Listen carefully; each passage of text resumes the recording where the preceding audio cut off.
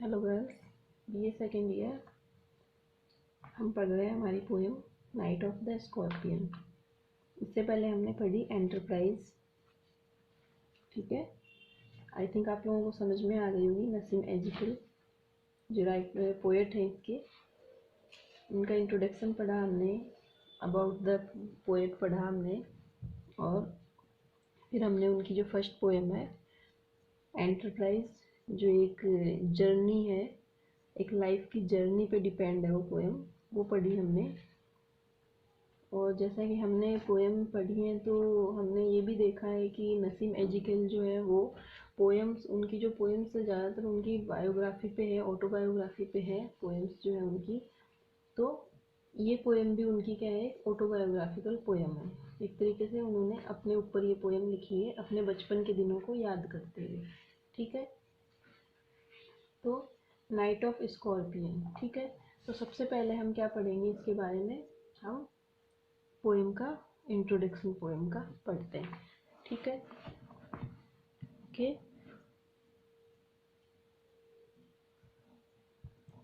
ठीक है, night of the scorpion.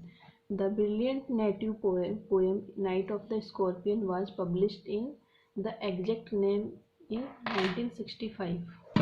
कब?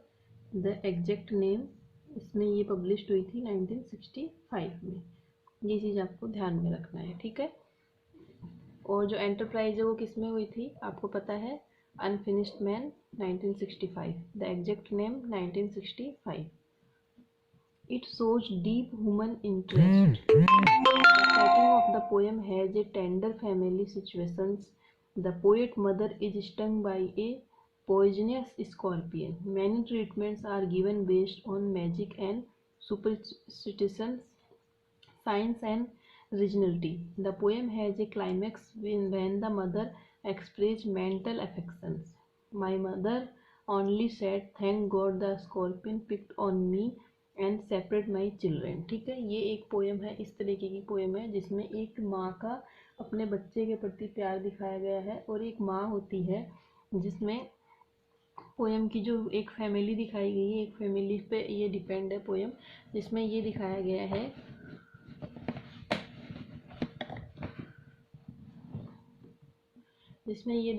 है कि इस पोएम के अंदर एक माँ है, उसको एक जहरीला बिच्छू जो है वो स्टंग कर लेता है। स्टंग मीन्स डस लेता है उसको, वो बिच्छू डस लेता है। उसके बाद में उसके साथ खूब सारे ट्रीटमेंट किए जाते हैं, जैसे कुछ वो झाड़ा फूंक होते हैं, जिस तरीके से गाँव में करते हैं ना, इस तरीके से डॉक्टर का इलाज भी होता है। काफ़ी कुछ करने के बाद में, मतलब क्लाइमैक्स इसमें ये है कि इसमें इतना सब कुछ होने के बावजूद भी वो माँ जो होती है वो हमेशा अपने बच्चे के लिए सोचती है। तो इस पोएम में भी इसमें क्या है कि मदर सैड ओनली, लेकिन माँ लास्ट में क्या कहती है, "thank God the scorpion picked on me", कि अच्छा हुआ भगवान, इसने बिच्छू ने सिर्फ मुझे ही काटा, मेरे बच्चे को बचा लिया।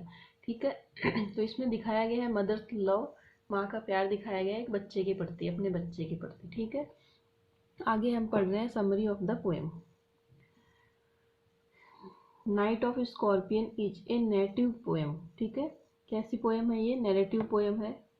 ये आपको ध्यान में रखना है, किस तरीके की पोएम है, नैरेटिव पोएम है। The speaker is the poet Ezekiel himself. इसमें स्पीकर है, जो बोलने वाले हैं, जो पोएम लिखने वाले हैं, कहने वाले हैं, वो कौन है, एजिकल, खुद अपने आप में खुद ही है वो। उन्होंने अपने ही बचपन पे ये कहा, स्टोरी का नाम आ रहा है, ये पोएम इन्होंने अपने ही बचपन पे खुद, उन्होंने अपने बचपन के दिनों को याद करते हुए उन्होंने ये पोएम लिखी है। ठीक है, himself whose mother was stung by a poisonous scorpion। poisonous means होता है जहरीला, और स्कॉर्पियन मीन्स होता है बिच्छू।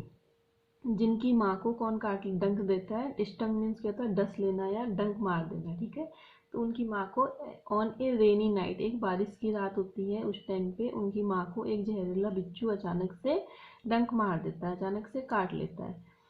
It has been raining continuously for 10 hours. और ये एक ऐसी रात है जहाँ पे लगातार 10 घंटे से क्या हो रही है, बारिश हो रही है। ठीक है, the scorpion had hidden itself under a sack of rice. और जो बिच्छू है वो कहाँ पे छुपा हुआ था, वो एक अनाज की, चावल की बोरी थी, उसके नीचे वो छिपा हुआ था। आप लोगों ने देखा होगा बारिश के मौसम में घरों के अंदर कीड़े मकोड़े आ जाते हैं तो सांप बिच्छू ये सब जो है अपने कोई अपन सामान रख के रखते हैं, बोरी वगैरह गेहूं की अनाज की, तो उनके नीचे वो छिप जाते हैं। तो इसी तरीके से ये बिच्छू भी कहाँ पे छिपा हुआ था, चावल की एक बोरी रखी हुई थी उसके नीचे ये छिपा हुआ था। Suddenly it came out of its hiding place, अचानक वो कहाँ से निकल के आता है, अपने इस हिडिंग प्लेस से जहाँ पे वो छिपा हुआ था, अचानक वो वहाँ से बाहर निकल के आता है। ठीक है, hidden place and stung the poets mother, और पोएट किसकी, पोएट की माँ को डंक मार लेता है, उसको डंक देता है एकदम से। And discharge the poison of its tail, बोलते हैं कि जो बिच्छू होता है उसकी पूंछ के अंदर जहर होता है, तो वो जब डंक मारता है तो अपनी पूंछ से पीछे से पूंछ को उठा के उसके अंदर वो जहर फेंक देता है। तो इसी तरीके से जब वो उसकी माँ को डंक मारता है तो डंक मारने के बाद में वो अपनी पूंछ से उसमें जहर डिस्चार्ज कर देता है। डिस्चार्ज मीन्स छोड़ देना उसके अंदर। The room was dark and the scorpion disappeared after standing the lady, और जो रूम है, जो जिस कमरे में उसकी माँ बैठी हुई या लेटी हुई जो भी थी, जहाँ पे उसने डंक मारा था, वो कमरा कैसा है, बिल्कुल ही अंधेरा है, उसमें कुछ भी नहीं है, बिल्कुल अंधेरा है। इस वजह से जो है उसको, औरत को वो दिखाई नहीं देता है। ठीक है, अंधेरा होने की वजह से उनकी माँ को वो बिच्छू दिखाई नहीं देता, और बिच्छू के दिखाई नहीं देने से ही वो उसके पैर में वो डंक मार लेता है। द एक्सप्रेशंस, एक्सप्रेशंस किस तरीके के हैं बताए जाने। Flash of diabolic tail in the dark room, ये जो लाइन उसमें आई है पोएम के अंदर, ये लाइन आएगी तो उसमें ये चीज़ बताई जाएगी कि किस तरीके से ये वाली जो लाइन है, parting with his poison flash of diabolic tail in the dark room, means कि अंधेरे कमरे के अंदर, अंधेरे रूम के अंदर। डिबोलिक, डायबोलिक मीन्स होता है जो उसको डंक मारने वाली जो टेल, टेल मीन्स पूंछ। ठीक है, तो ये लाइन यहाँ पे इज वेरी सजेस्टिव, मतलब बहुत ही सुंदर तरीके से इस चीज़ से यहाँ पे इसका वर्णन किया गया है। ठीक है, the scorpion stung the lady in a flash and then retreat in the dark place of its hidden, जो बिच्छू है वो उस लेडी को, औरत को डंक मारने के बाद में वापस से कहाँ जाके, उसी अंधेरे में वापस से जाके, हिडन मीन्स वापस से वहीं पे जाके वो छिप जाता है। ठीक है, तो इस तरीके से क्या दिखाया गया, एक इसकी बैकग्राउंड बनाई गई है कि किस तरीके से बिच्छू आता है, बिच्छू डंक मारता है और वापस से उसी अंधेरे में जाके वो वहीं पे छिप जाता है। ठीक है, यहाँ तक समझ में आया। The pageants come in very large number, pageants means होता है किसान जो होते हैं, फार्मर जो होते हैं, किसान लोग जो गांव के लोग हैं, वो बहुत ही large numbers of prayer to god to give relief the lady, जब उसको डंक मार लेता है बिच्छू को, तो बहुत सारे लोग जो गांव के किसान लोग हैं वो लोग इकट्ठे हो जाते हैं और वो लोग एक साथ क्या करते हैं, दुआ मांगना, भगवान से प्रार्थना करना शुरू कर देते हैं कि इस औरत को बचा लो, भगवान इसको रिलीफ दो, मीन्स कि आराम दो इसको। They came like swarms of flies, swarms of flies क्या है, यहाँ पे सिमिली यूज की गई है। Like swarms of flies means कि वो एक तरीके से जैसे मधुमक्खियों का झुंड आता है ना, उस तरीके से वो लोग आते हैं। And prayed 100 times to paralyse the civil effect of the scorpion sting, और भगवान से कोई 100 बार 1000 बार वो लोग प्रार्थना करते हैं। Paralyse the evil effects, evil effects किसके लिए लिया गया है, बिच्छू का जो डंक लगा है, तो उसको वो लोग ऐसे सोचते हैं कि इसने कोई पुराने बुरे कर्म करे होंगे, उस चीज़ का इसको वो नतीजा मिला, फल मिला है। तो भगवान से वो लोग प्रार्थना करते हैं कि इस औरत के सारे बुरे कर्म जो है वो माफ़ कर दो इस तरीके से, और जो वो पैरालाइज हो गया है, जो पैर उनका जहाँ से वो सुन्न हो गया है, उस चीज़ को ठीक कर दो। They search for the scorpion with candles and lanterns, throwing giant scorpion shadow on the hot walls, but all was in vain। ठीक है, और क्या है, और वो लोग स्कॉर्पियन को, बिच्छू को ढूंढना शुरू कर देते हैं दीवारों के नीचे चारों तरफ, इधर उधर कैंडल्स और लालटेन्स लेके, कि जिस तरीके से वो बिच्छू को वहाँ पे ढूंढना शुरू कर देते हैं। These peasants' neighbors were very simple and ignorant people who believed that the poison moved in the lady body with the movement of the scorpion।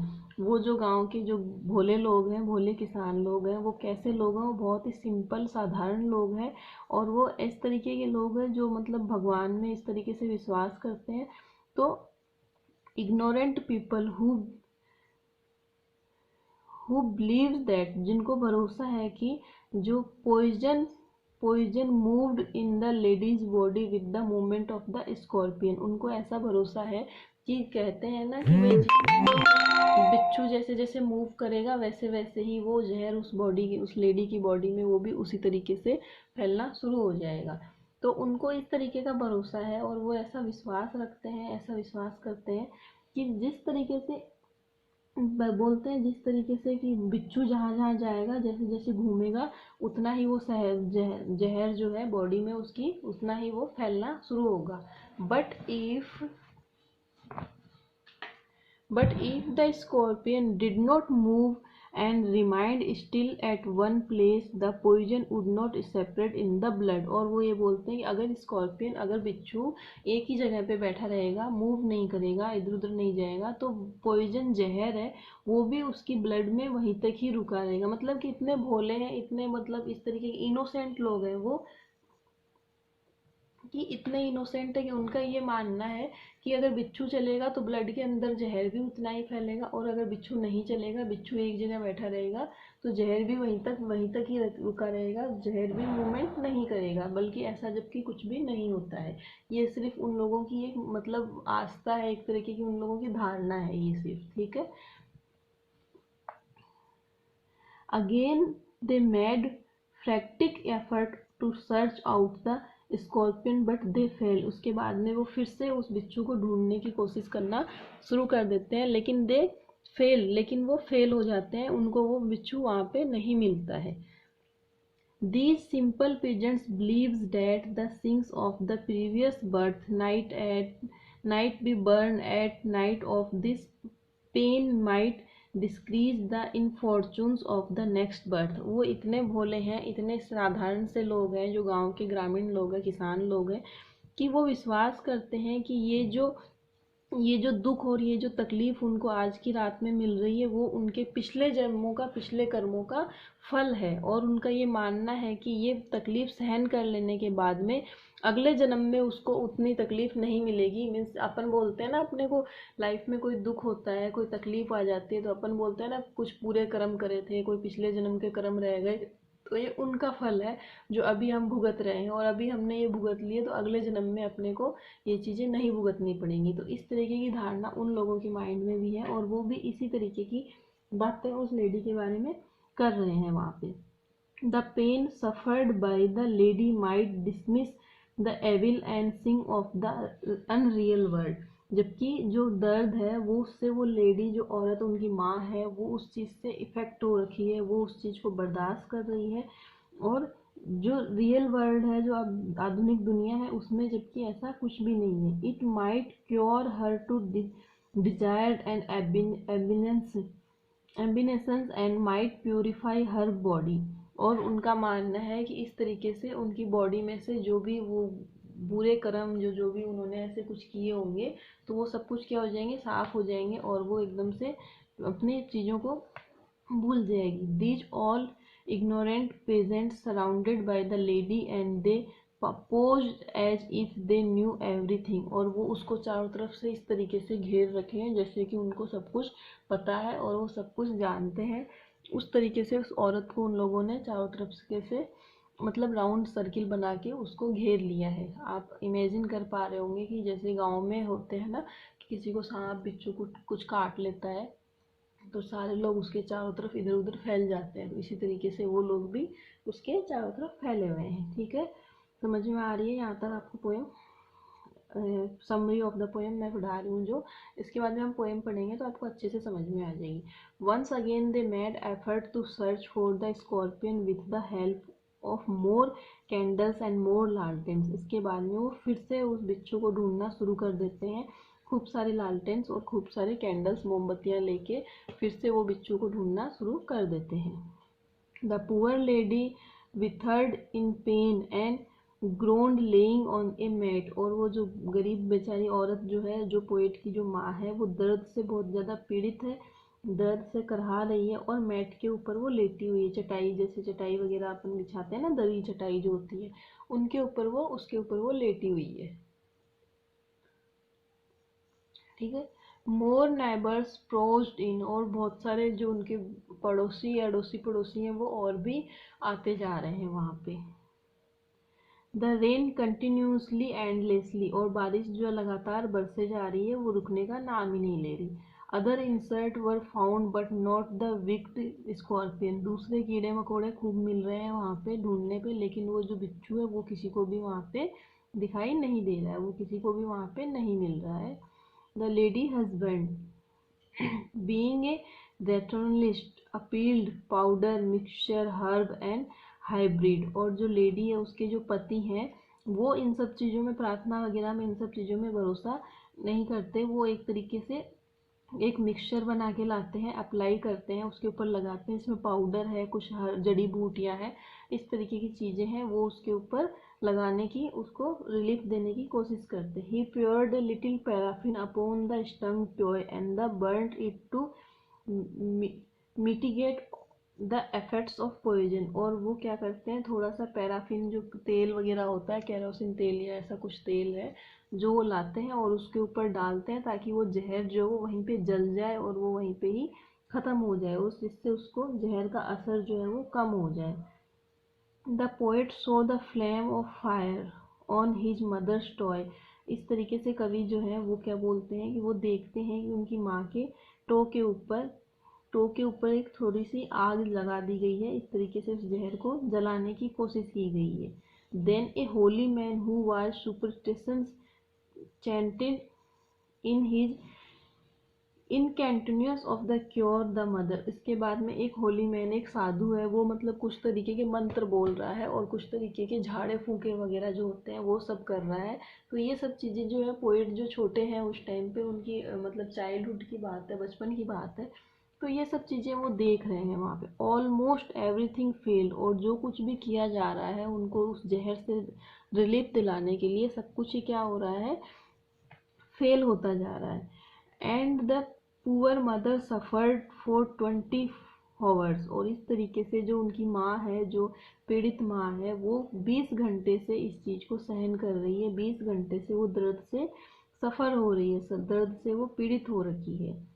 When the pain subsided and the poison ceased to have effects on her, nothing could bring relief to her and only a passage of 20 hours brought relief to her, और इस तरीके के सब कुछ करने के बावजूद भी उसको कोई भी असर नहीं होता है और किसी भी चीज़ का उनके ऊपर कोई भी इफेक्ट नहीं होता है। इस तरह से कुछ भी असर ना होने के बाद में लगभग 20 घंटे उस दर्द को सहन करने के बाद में वो दर्द क्या होता है, अपने आप ही कम होना शुरू हो जाता है। उनकी माँ की वो रिलीफ देना अपने आप ही धीरे धीरे वो फिर क्या होता है, कम होना शुरू हो जाता है इस तरीके से। ठीक है, तो समझ में आ रहा है आपको इसका ये।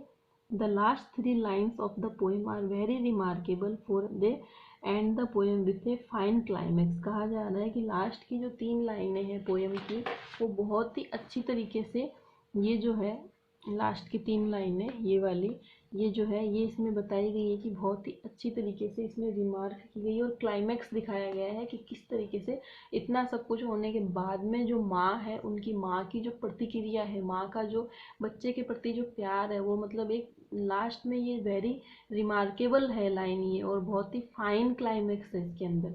तो ये आप इसको, the poem is very remarkable, 3 lines poem is very remarkable and the poem with a fine climax. ठीक है, ये आपके पास अच्छा एक पॉइंट है, ये 2 पॉइंट अच्छे पॉइंट है उस तरीके से। तो ये भी आप इसमें पॉइंट, जब हम पॉइंट बनाएंगे तो ये पॉइंट हम उसमें डाल देंगे वहाँ पे। ठीक है, माई मदर ओनली सैड, मेरी माँ सिर्फ कहती है, क्या कहती है, thank God the scorpion पिग्ड on me, कि धन्य है भगवान कि बिच्छू ने सिर्फ मुझे ही काटा। And shepherd my children, shepherd means होता है बचा लेना, और मेरे बच्चे को बचा लिया, कि इसमें क्या है, माँ का प्यार दिखाया गया है, क्योंकि बच्चा छोटा है, अगर बच्चे को काट लेता तो वो बच्चा इतना दर्द बर्दाश्त नहीं कर पाता और उसको बहुत ज़्यादा तकलीफ होती। After a very trying time of 20 hours when every device failed to give any relief the lady, इस तरीके से 20 घंटे तक सब कुछ ट्राई कर लेने के बाद में जब सारी चीज़ें, सारी डिवाइस मीन्स से सारी तरीके के तरीके जब फेल हो जाते हैं और एनी रिलीफ और कोई भी चीज़ उनको रिलीफ नहीं पहुंचा पाती है माँ को, किसी भी चीज़ से उनको रिलीफ नहीं मिलती है। Her maternal sentiments express humans interest, उसका जो मैटरल है, मैटरल मीन्स होता है मातृत्व प्यार, सेंटिमेंट्स एक्सप्रेस मातृत्व प्यार से भरा हुआ जो मतलब व्यवहार मीन्स मतलब कि उनका भाव जो है वो किस तरीके से एक्सप्रेस होता है, वो किस तरीके से निकलता है, ह्यूमन इंटरेस्ट। तो जो माँ का जो प्यार है वो किस तरीके से लास्ट में निकलता है ये इसमें दिखाया गया है। The mother suffered great pain for 20 long hours but expressed satisfaction। माँ जो है वो 20 घंटे तक दर्द से पीड़ित है, दर्द को बर्दाश्त कर रही है, लेकिन फिर भी उनको सेटिस्फिकेशन है, उनको सहानुभूति, उनको मतलब वो एक संतोष इस बात का है कि that her childrens were not stung, कि उस बिच्छू ने उनके बच्चे को नहीं काटा, वो अपना दर्द बर्दाश्त कर ले रही है, उनको उस चीज़ की कोई टेंशन नहीं है। Stung by the poisonous scorpion, वो ये कह रही है कि ना कि मैंने तो मेरे को काट लिया कोई बात नहीं है, लेकिन कम से कम भगवान का भला है कि बिच्छू ने, जहरीले बिच्छू ने मेरे बच्चे को तो नहीं काटा at least. The poet has brought out the feeling of A typical Indian mother. इस कहानी की 3 लाइनों में जो पोएट है उन्होंने एक टिपिकल मतलब टाइपिकल इंडियन मदर मीन्स एक भारतीय जो माता है, अपनी जो माँ है, अपन लोगों की जो माएँ हैं, उनको एक तरीके से इंडिकेट किया है कि माँ ऐसी होती है जो सारा दर्द खुद बर्दाश्त करने को एग्री हो जाती है, खुद बर्दाश्त करने को मंजूर कर लेती है, लेकिन अपने बच्चे के ऊपर वो कोई भी दुख दुविधा या पीड़ित तो वो नहीं सहन कर सकती। तो इस तरीके से उसमें ये चीज़ दिखाया गया है। हु अंडरगोज अनटोल्ड सफरिंग, वो इस तरीके के दर्द को सहन कर रही है जो वो बता नहीं सकती, जो वो अनटोल्ड है, वो कह नहीं सकती, दिखा नहीं सकती। But wise wishes her children well, लेकिन उसकी जो विश है, उसकी जो प्रार्थना है वो क्या है, वो अपने बच्चे को बचाने की, अपने बच्चे को वेल अच्छे तरीके से देखते रहने की है। तो इस तरीके की इसमें ये दिखाई गई है।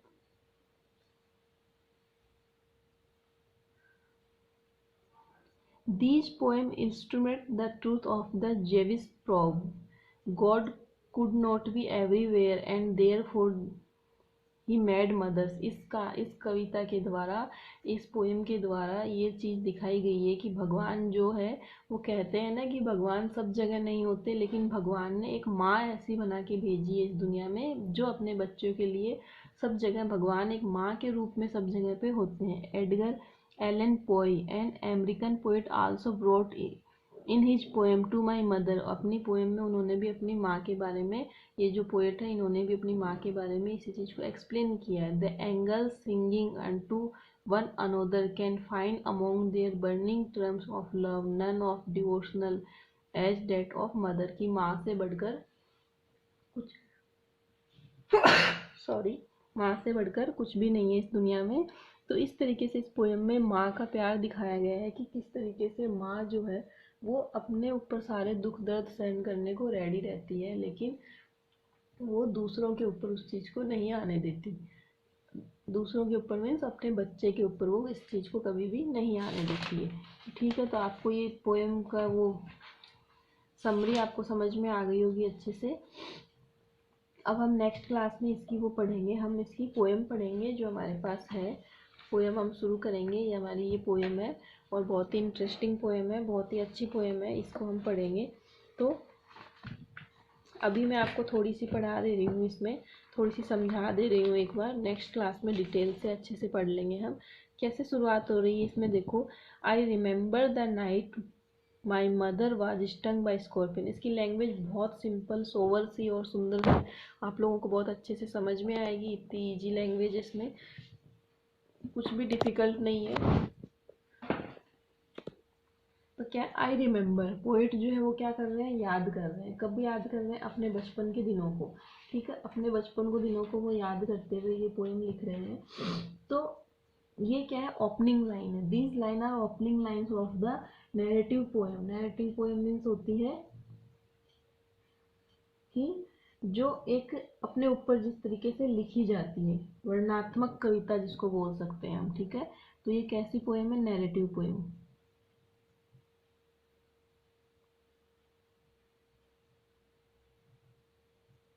ठीक है, वर्णनात्मक मीन्स वर्णन करते हुए है ये। एक तरीके से पूरी स्टोरी की तरीके से इसको वर्णन करके दिखाया गया है। इसमें सारी चीज़ें एक तरीके से खोल के, मतलब जैसे हमने ऐसे देखा कि कैसे हो रहा है, ऐसे अचानक से शुरुआत नहीं है। नैरेटिव पोएम उसको बोलते हैं, ठीक है।